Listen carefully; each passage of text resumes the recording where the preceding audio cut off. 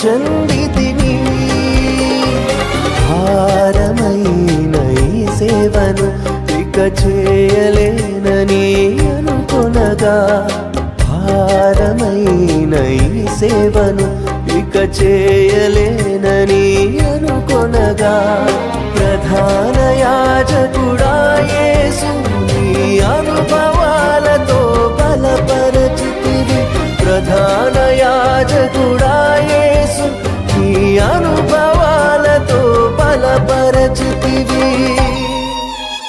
ఎడబాయని